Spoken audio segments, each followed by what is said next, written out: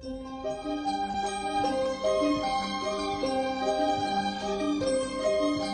κυρ' Αντώνης πάει καιρός που ζούσε στην αυλή, με ένα κανάτι και ένα κρεβάτι και με κρασί πολύ.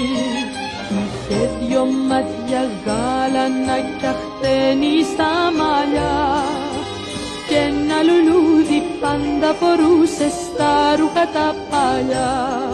Μα κυρ' Αντώνη, πως αγαπάμε και μαζί σου τα άστρα πηδάμε, τις φωτιές για σένα μετράμε ώσπου να'ρθεί η βροχή.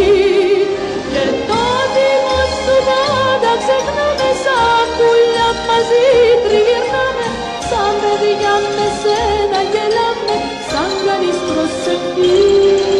Ο κυρ' Αντώνης βιάζεται να πάει να κοιμηθεί, γιατί το βράδυ στα όνειρά του θέλει να θυμηθεί ότι ποτέ δεν έζησε μες στο όνειρο του ζει. Μα η νύχτα φεύγει και λυπημένο τον βρίσκει χαράβλη. Μα κυρ' Αντώνη, πως αγαπάμε και μαζί σου τα άστρα πηδάμε, τις φωτιές για σένα μετράμε ώσπου να'ρθεί η βροχή. Και το τιμός σου πάντα ξεχνάμε, σαν πουλιά μαζί τριγυρνάμε, σαν παιδιά με σένα γελάμε, σαν κανείς προσευχή.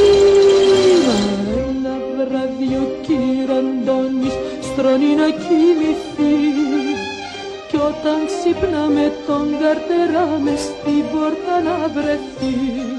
Μα ο κυρ' Αντώνης δεν θα βγει ποτέ του στην αυλή, αφού για πάντα μες στον όνειρο του